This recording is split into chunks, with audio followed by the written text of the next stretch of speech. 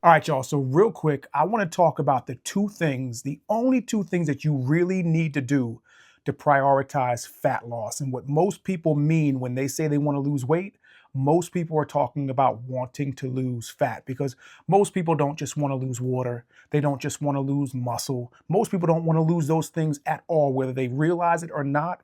When someone says they want to lose weight, most people are talking about losing fat. And this just came up in one of my most recent coaching calls. Actually, about 15 to 20 minutes ago, on my last coaching call, one of my clients asked me how could he prioritize fat loss more while he was losing weight, because he just noticed over this past week that he lost 3 pounds, but his body fat stayed the same. And this has been 1 or 2 weeks now. So his goal for this month of March is to lose between 2 to 4% body fat. And there was two things that I noticed he wasn't really doing, which I told him this is what we're going to do over the next 2 weeks.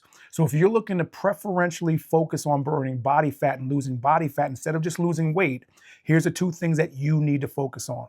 So the first thing you need to focus on is the type of exercise that you're doing. So when we're focused on body fat, there's a certain type of exercise, a certain intensity, I should say, not necessarily a certain type of exercise, but a certain intensity that we want to work out within that will cause our body to preferentially use fat for energy.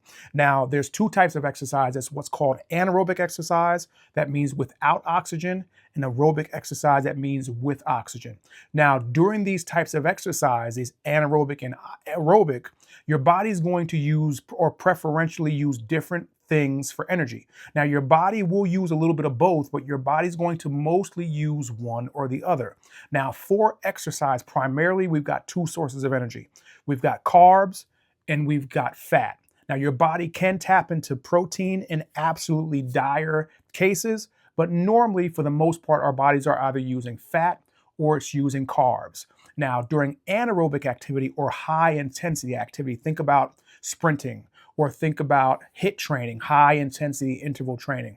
Your body is going to preferentially use carbs as an energy source. That means without oxygen.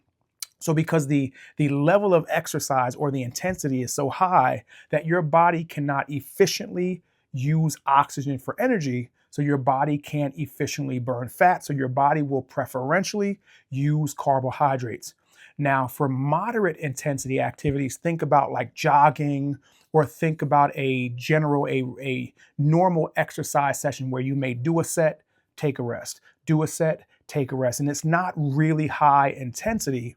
Your body is going to preferentially tap into fat burning during that activity. That's with oxygen. Now your body can efficiently process oxygen, and through the oxygen process, your body can better use fat or utilize fat as an energy source. Now, again, through both of these sources of activity, your body will use a little bit of both, but your body will mostly use fat during low intensity activities, again, like weightlifting, and not a HIIT style training session, but just a normal weightlifting session like your old school bodybuilding style workouts, or moderate to low intensity cardio sessions. Whereas during your high intensity aerobic exercises like sprinting or your high intensity interval training, your body is going to preferentially use carbs as an energy source. Now, you can also utilize exercise to get from carbs to fat. So your body has roughly about 72, well, let me not go into it because I don't want to make this more complicated, this video complicated, but your body has roughly about 24 to 72 hours of stored carbohydrates for energy. Now, the longer we exercise, the body is going to utilize those carbohydrates faster. So if we're going on long periods of exercise, burning out all of those carbohydrates, then your body is left with only fat for energy. Now, after a certain extent of exercise, your body is going, if it's high intensity, and you're not really going to be able to do those high intensity forms of exercise for really long periods of time. But the point I'm trying to make is through exercise, we can exhaust all the carbohydrates, all the stored glycogen, all the glucose to force our bodies to then turn to fat. Now, your intensity of your exercise would need to decrease in order for your body to continue doing that exercise. Because then we run into issues with lactic acid and the burning that you feel in your muscles that causes your muscles to stop. Now, that is sort of on a different topic, but just think oxygen, aerobic, fat burning. Anaerobic, without oxygen, carbohydrate burning.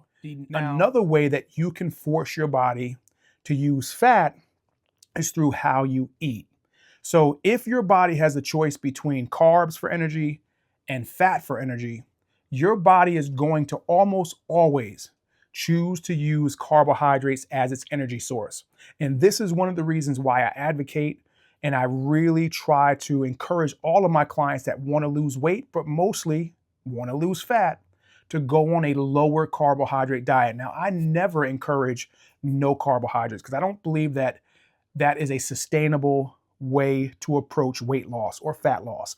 But I do encourage my clients to go on a lower carbohydrate diet. Now, what happens is once your body uses all of its carbohydrates, your body has no choice but to start burning fat as an energy source. And a lot of people know this as, or you probably heard of it before, as being fat adapted, where your body is now adapted to using fat as an energy source. So this is just another way where you can get your body to preferentially use fat for energy than use carbs, because if you've exhausted all of your carbohydrates, then fat is the only thing that your body has less to use. So those are the two ways that if you want to burn fat, if you want your body to prioritize fat for energy, the two ways you can do it is the type of exercise you do.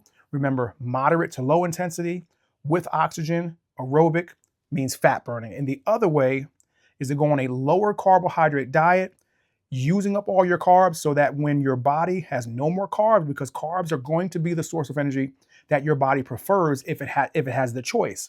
But you want to give your body no choice.